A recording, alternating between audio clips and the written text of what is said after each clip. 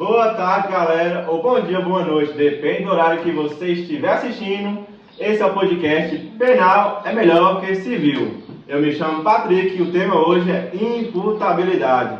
Para tratar desse tema, eu trouxe convidados especiais do segundo ano A da FUNORTE.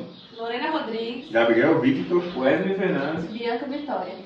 Para tratar de imputabilidade, primeiramente é necessário saber quem são os inimputáveis. E eu, Wesley, você poderia nos dizer quem são os inimputáveis? Claro, de acordo com o artigo 26 do Código Penal, os inimputáveis são aquelas pessoas com doença mental, com desenvolvimento mental incompleto ou retardado, no momento da ação ou omissão, são inteiramente capazes de entender o caráter ilícito do caso, e também os menores de 18 anos.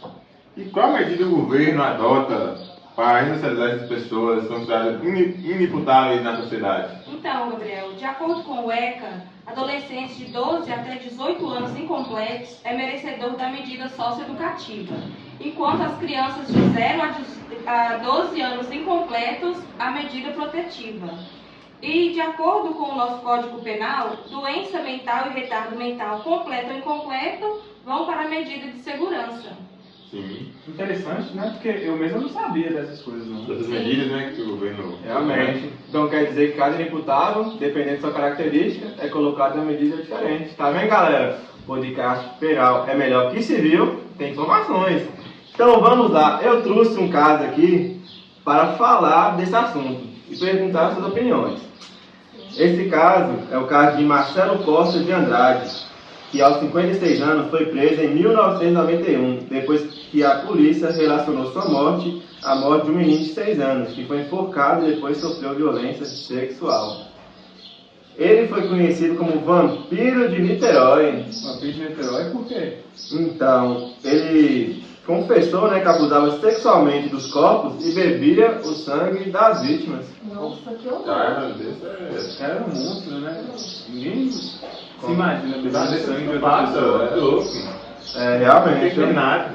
Então, ele foi considerado inimputável, por doença mental e foi levado para o Hospital de Custódia e Tratamento Psiquiátrico em Henrique Roxo. Em diferentes ocasiões foi avaliado por psiquiatras que concluíram que ele não tem condição de viver em sociedade.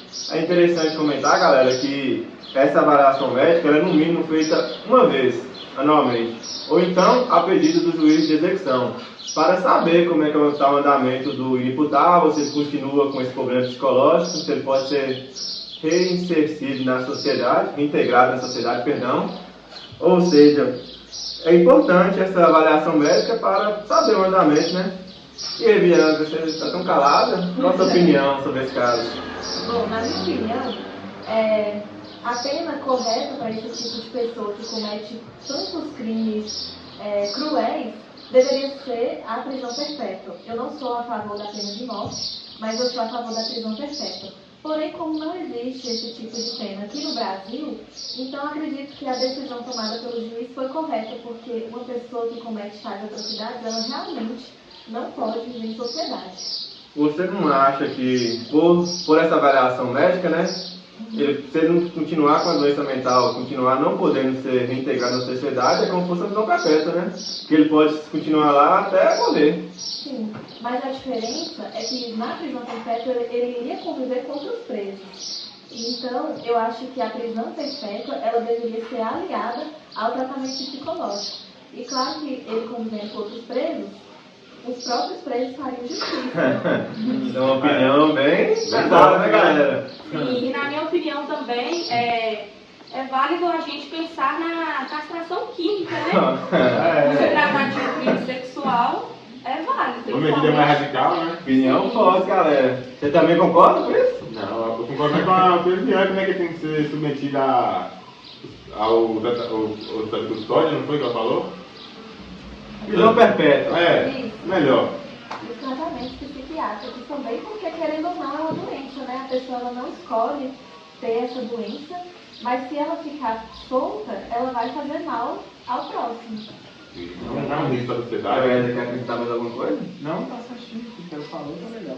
Então, essas foram as opiniões dos nossos convidados. Só para terminar, é importante destacar que esse Hospital de Custódia e Tratamento Psiquiátrico ele é para quando é uma pena de regime de reclusão. Se fosse uma pena menor, de regime de detenção, ele seria colocado em tratamento ambulatorial. Então é isso, galera. Esse é nosso podcast de hoje, falando dos inimputáveis. Valeu aí por tudo, obrigado. Até a próxima. Falou! Falou! Boa tarde, galera, ou bom dia, ou boa noite, depende da hora que você estiver assistindo. Esse é o segundo episódio do podcast Penal é Melhor que Civil. Hoje nós vamos continuar o assunto de imputabilidade. E para isso eu trouxe 3 convidados da FUNORTE do segundo ano A. Marcela Souza. Henrique Nobre. Daniela Soares. E eu me apresentei primeiramente ao Patrick, viu? Não, galera. Então, hoje nós vamos falar dos semi-inimputáveis. E Marcela, você poderia nos dizer quem são os semi-inimputáveis? Os semi-imputáveis, eles são os agentes que, em virtude de perturbação de saúde mental, ou por falta de desenvolvimento mental, ou incompleto e retardado, eles não são considerados inteiramente capazes de entender o caráter ilícito do fato ou determinar-se de acordo com este entendimento.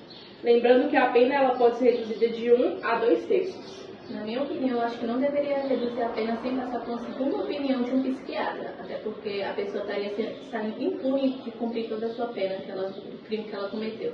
Eu discordo disso também porque, querendo ou não, o agente ali ele está assumindo o risco, né, inicialmente, do que ele fez, então ele deveria cumprir a pena integralmente. Perdão. Então, galera, o negócio é que ele passa, né, por essa avaliação psiquiátrica. É essa avaliação que define se ele é imputável, inimputável ou semi-imputável. Ou seja, passa por essa avaliação que vocês falaram. Inclusive, eu trouxe um caso aqui para nós discutir a respeito desse assunto. Esse caso foi de Fábio da Silva, que aos 28 anos foi condenado, durante a sessão do 3º Tribunal do Júri de Belém, a 12 anos de prisão pelo assassinato de Jair Andrade de Assis, que tinha 57 anos. Esse assassinato ocorreu no dia 9 de outubro de 2010. Ele foi considerado semi-imputável após um laudo psiquiátrico que foi apresentado pelo defensor público e reduziu sua pena em 1 terço, que tinha 19 anos e teve essa redução de 1 terço e mais 1 ano por ele ter confessado o crime, e ficou 12 anos. Em seu interrogatório, o réu alegou que estava bêbado e não lembra o que aconteceu. E aí, quais são suas opiniões sobre isso? A partir desse ponto de vista aí, eu discordo dessa redução de pena referente à bebida alcoólica, porque a partir do momento que o réu ele ingere a bebida alcoólica, ele está assumindo o risco, né, dos eventos futuros que podem ser ali ocasionados. Inclusive, foi atestado de sanidade mental nele, nesse caso, pelo defensor público. Eu continuo discordando, mesmo que tenha atestado a sanidade mental, porque, como o colega falou, ele ingeriu a bebida alcoólica, né? Não foi nada que ele foi forçado ali, não foi nem injetado, né? Então, eu discordo dessa redução de pena e acredito que a gente deveria com o cumprimento total da mesma. Eu também discordo. A única redução ali deveria ser da parte que ele confessou, a parte que ele foi a sanidade mental dele, ele estaria consciente. Esse é um assunto realmente muito complexo, né, galera? E vocês estão assistindo, qual a sua opinião? Ficamos aqui com o segundo episódio de podcast Penal é Melhor que Civil. Falou, galera, obrigado.